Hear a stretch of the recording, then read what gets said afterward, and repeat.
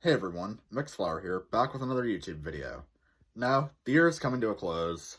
It really went by pretty fast. Stop the camera for a second. But yeah, the year went by pretty fast, and during that time span came a lot of media.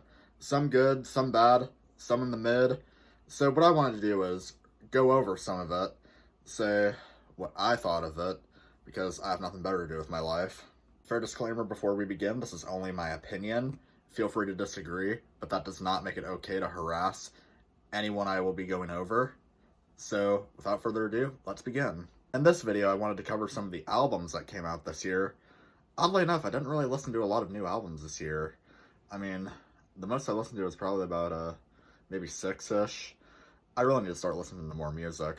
Even though I have a massive CD collection, I will be ranking these albums on an A to D scale. If it's in the A, it's really good. If it's in B, it's just okay. If it's in C or D, there could be some tune-up. The first album I wanted to cover is Mall Girl with Superstar. This is the debut album from up-and-coming pop rock band Mall Girl. Vocally, the album didn't really impress me all that much. It just sounds very generic overall. Production-wise, the same can be said too. Outside of highlights like Lily's Dew and Bubbly Cool Drink, not a lot is really worth mentioning on this album. Well, I guess I could talk about the song Machine Gun Mystery, in which the only thing that makes that song even remotely interesting is the lead singer names his friend Machine Gun Shelly, with the closing line being how she wishes she met Machine Gun Kelly, which leads us into the next album, Mainstream Sellout. But first, what would I rank this overall? Feeling a light to a decent C, if I'm being honest. Anyways, moving on. Machine Gun Kelly, Mainstream Sellout. Now, before we begin, for anyone who doesn't like what they're about to hear, I suggest you leave this video and click away to a new tab, okay? Put the tomato down. Anyways, Machine Gun Kelly, Mainstream Sellout. I actually did pick up a physical copy of this during the time it came out. This is the second pop-punk project from former rapper Machine Gun Kelly. This album serves as a follow-up to his 2020 project, Tickets to My Downfall, which he said himself was going for more of a high school theme, and this one was going for a college theme. And he doesn't do bad at it. I know what y'all are about to say. What about Emo Girl? That song sucked. Like, MGK is 30 and he's writing songs about sleeping with emo girls. Well, yes, that song is pretty laughable, but he does it in a way where it's so bad it's actually pretty enjoyable. But if you're like me, who doesn't really care about the lyrics and just loves party music, then this album's for you. Feeling a strong A to a light S on the scale. If I had to rank it, do not throw that orange at me. Put it down. Thank you. Moving on. Panic at the Disco. Viva Las Vengeance. What the hell is this? For those who don't know, Panic at the Disco is not a band. It has not been a band for a while. It has been a one-man band run by Brennan Urie. He honestly just needs to drop the band name at this point and just make music under his name.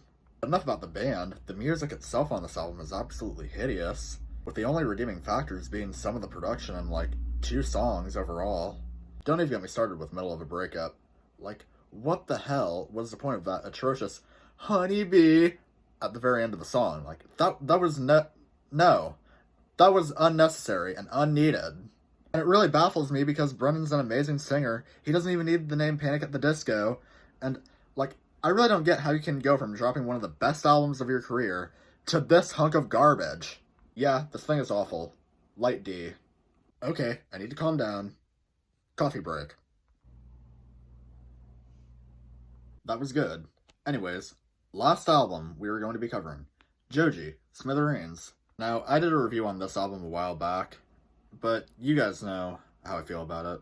I wasn't as crazy on this one as I was his previous album, mostly because you have a bunch of good songs on one side. Dissolve is still hideous, though.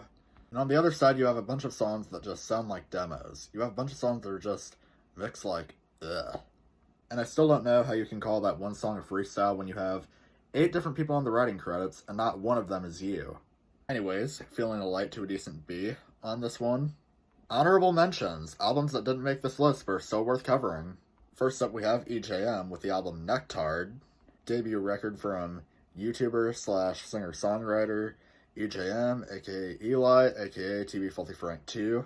In case you couldn't already tell, the title is a parody of Joji's album Nectar, which If you're a fan of him, you should know he's a pretty big fan of that album. But this thing genuinely does have some catchy tunes on it, whether it be talking about how much you love drugs, or how much of a pervert you are. I definitely enjoy this album more than I enjoy the actual Filthy Frank's album, Pink Season. Pink Season has some highlights too, but it's mostly just a bunch of, I'm effing your girl and you have a tiny hot dog. Nowhere near as good as the 2014 record, which actually feels like the character made it and not just playing around with a bunch of trap music. But as far as Nectard goes, I cannot give this album a rating, but if I had to, it would probably be an A. Last album we have, Rainbow High, Rainbow Vision. Looking back, I should not have given this album a rating, mostly because of the audience it's intended for, and because I said a bunch of times in that review that it's not music to be taken seriously.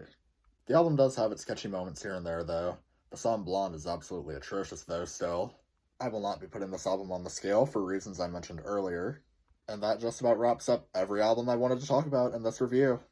One final word, have you given any of these albums a listen? Did you love them? Did you hate them? What would you rate them? You're the best, you're the best. What should I review next? Hit the like if you like. Hit subscribe, please don't cry. Hit the bell as well. Stay tuned for some more reviews coming next week, where I cover a couple movies, maybe a couple shows even. But yeah, expect some really great stuff. Mixed Flower, music, forever.